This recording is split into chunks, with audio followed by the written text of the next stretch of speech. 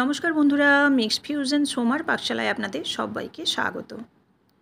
পটলের খোসা আমরা সাধারণত ফেলে দিই, কিন্তু পটলের খোসা দিয়েও যে অতি সুস্বাদু রেসিপি বানানো যায়, আজকে আমরা সেটাই দেখব।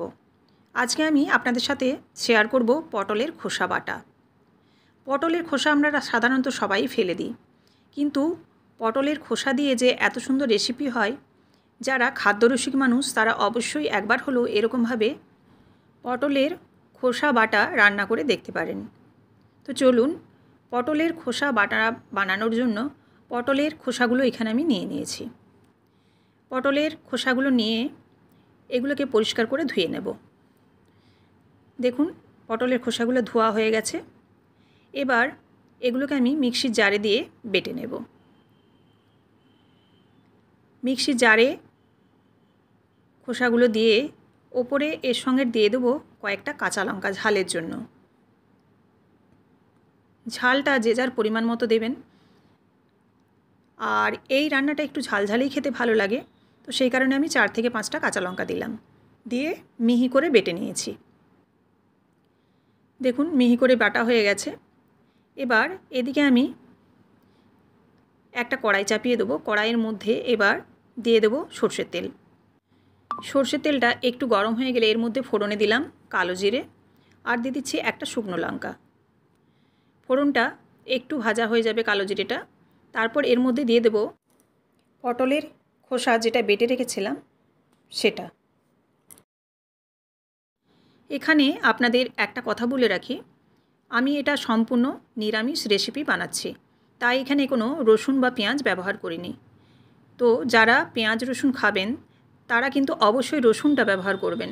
কালো জিরে ফোড়নটা দেওয়ার পর থেতো করা রসুন এখানে দিয়ে একটু হালকা করে ভেজে তারপরে এই খোসাটা দেবেন, তাতে দেখবেন টেস্ট হবে আরও দ্বিগুণ।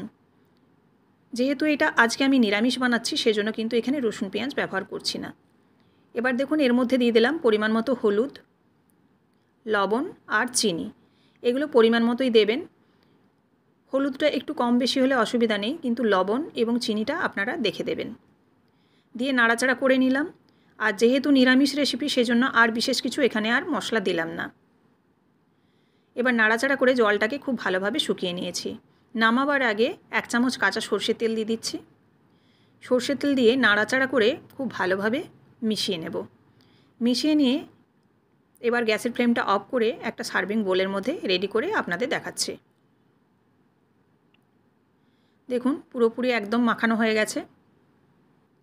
এই রেসিপিটি গরম ভাতের সাথে খেতে অসাধারণ লাগে। আপনারা একবার হলেও এই রেসিপিটি বানিয়ে দেখতে পারেন, ভীষণই ভালো খেতে হয়। আর রেসিপিটি যদি ভালো লেগে থাকে অবশ্যই লাইক, কমেন্ট এবং শেয়ার করবেন। এইরকমই বিভিন্ন ধরনের রেসিপি পাওয়ার জন্য অবশ্যই চ্যানেলটিকে সাবস্ক্রাইব করে বেল বাটনটি প্রেস করে দেবেন, যাতে আমার রান্নার সমস্ত নোটিফিকেশন আপনাদের কাছে সবার আগে পৌঁছে যায়। ফেসবুক থেকে দেখে থাকলে অবশ্যই পেজটিকে ফলো করে দেওয়ার অনুরোধ রইল। সবজির খোসার মধ্যে থাকে প্রচুর পরিমাণে ফাইবার, তো পটলের মধ্যেও কিন্তু কোনো রকম ব্যতিক্রম নেই। আপনারা অবশ্যই এই রেসিপিটি একবার হলেও বানিয়ে দেখতে পারেন। আবারও আপনাদের সাথে দেখা হচ্ছে নতুন কোনো রেসিপির সাথে। সবাই ভালো থাকবেন। ধন্যবাদ।